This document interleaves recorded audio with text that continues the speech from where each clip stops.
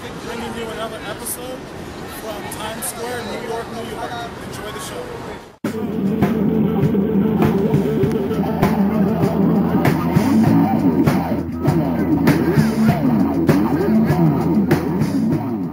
And today we have a bunch of finds and not that many video games, but nonetheless, they're still awesome finds.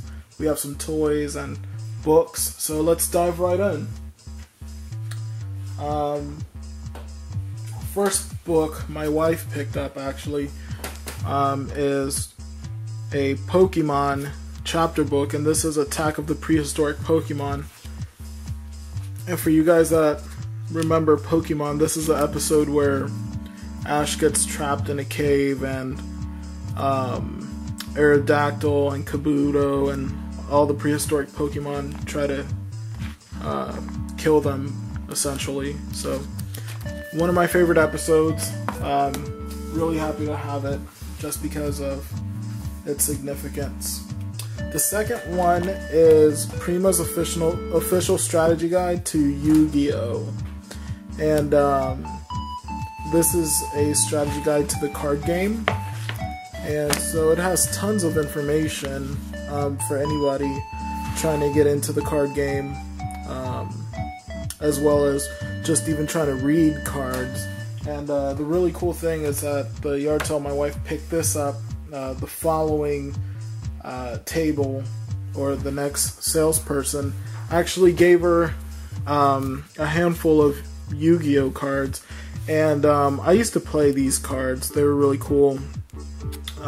So I remember some of them I don't, but a good bunch of them are first editions, which are pretty cool because, well, this one's limited edition, but others are first editions, so it's very cool. The cards are in decent condition. Alright, and as you guys know, we collect toys as well as we do video games, and the first cool toy I picked up from a thrift store is actually a Tonka toy. It's a Tonka Jeep, and it's licensed by Jeep. It's an old school Jeep Willie style, so these were the military ones.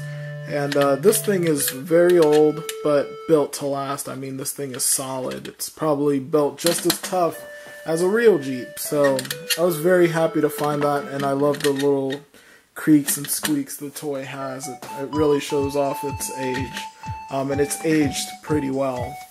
The next toys she actually got for $1, I believe.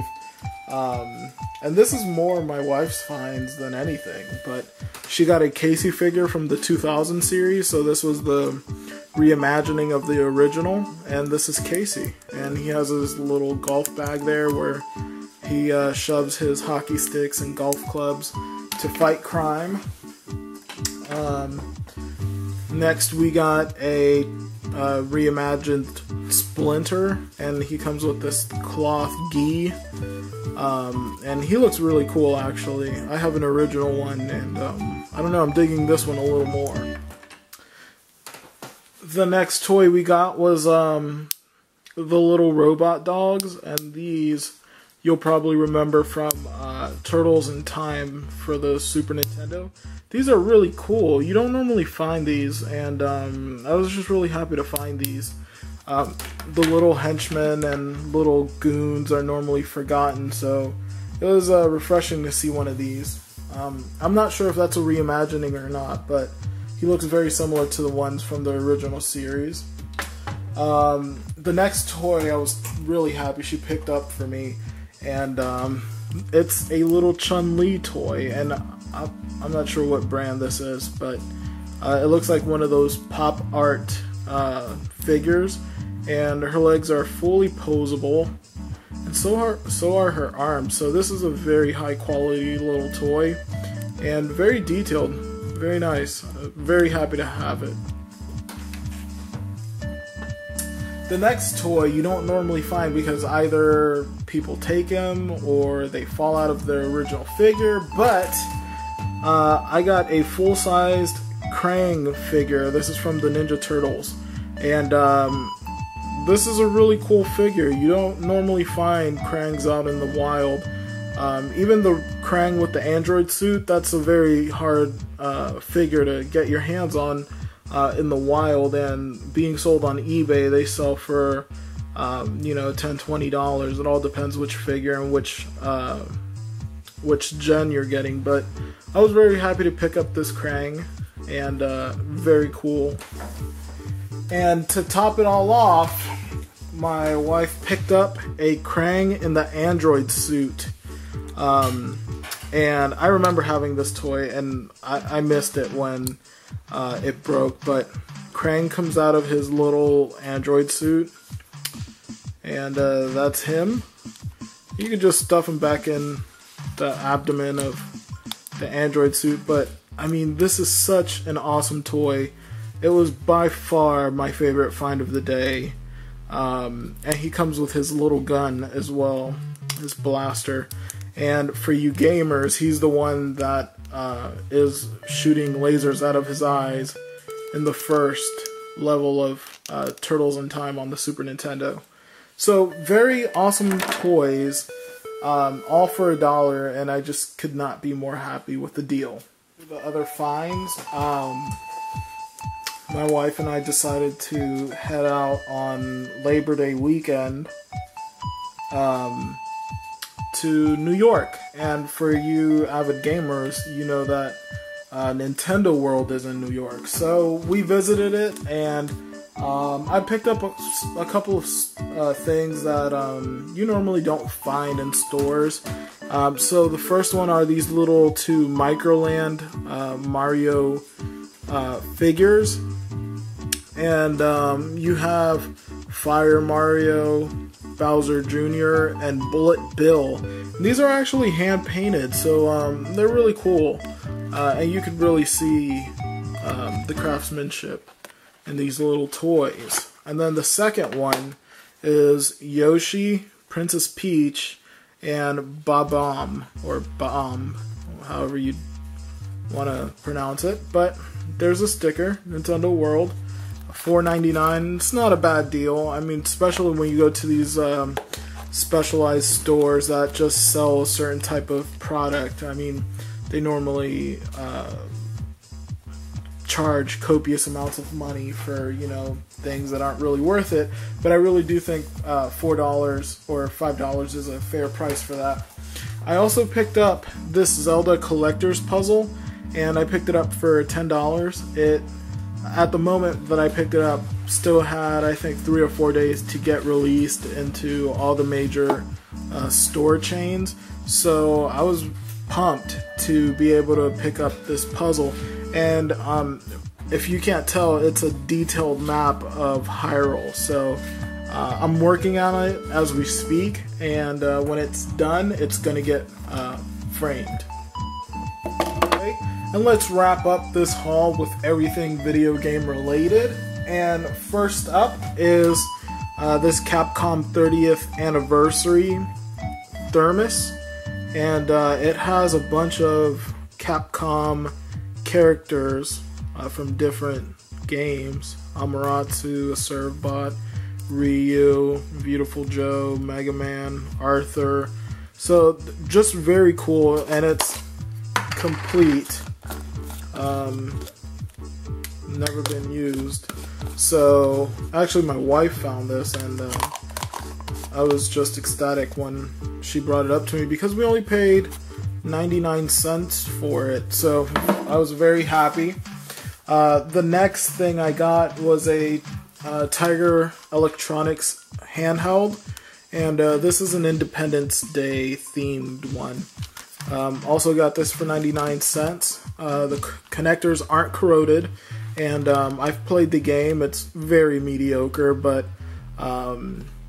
these are just really cool little handhelds to collect, just because they're fun and quirky, and they're just an interesting conversation piece when you have people over and they see their favorite movies and video games and TV shows made into little handhelds. So that was very awesome. And the next item that I picked up was a Tekken 6 Hori arcade stick or fight stick, and this is an 8-direction fight stick. All the buttons are very responsive, very solid, as expected from a Hori branded controller. The really cool thing about this is that it's for the Xbox 360. The 360 is not a popular platform for fighting games, but I didn't get this so much for the fighting games as I did for the space shooters. As you guys know, there's tons of space shooters on the 360 that you can import from Japan, and there is no region lock. So this would definitely complement that type of gaming, because it does give you that arcade feel and that responsiveness of a joystick. So very happy to pick this up. The next piece of gaming equipment was actually a very controversial piece when it first came out. Some people hate it, some people love it. Personally, I've had it for about a month, and I absolutely love it just because I like using it for different things, and what it does very well. And that is the Ouya Android-based console. And this is an Ouya that I picked up for $30, and this is a very special one. And the reason it's a special one is because this is the Kickstarter edition. So it has what is commonly referred to as the Angel List, which is the list of the biggest sponsors of the console. So I was very happy to be able to pick this up, especially such an iconic version of the console, because as you guys know, on Kickstarter, this was crowdfunded, I'm sorry, and it was the second most popular project funded. So I believe they needed $1 million, and they picked up over $8 million. So the Ouya became a reality, and this is the controller. It's all wireless. The really cool thing about this, a lot of people were knocking it because they were saying that it doesn't provide the video games that they were hoping for, but personally, as an Android-based console, what do you expect? I mean, basically it's mobile gaming, casual gaming, so you weren't going to get too deep of storylines and video gameplay. I think the deepest game they have is Final Fantasy III, but what this little thing does is that it does take XBLN actually, so it can be used as a media center, and then on top of that, it's an awesome emulator. So within this little box, I have 7 different programs, or 7 different emulators, and tons of video games that on a day that I'm very tired and don't feel like coming out to the retro game room to play the actual carts, I can just sit in my room, throw this on, and enjoy hours of fun. You can save at any point. I mean, this is just really an awesome little console for what it is. So that was the haul of the week. I hope you guys enjoyed this video. Please subscribe, support the channel, and as always guys, game on.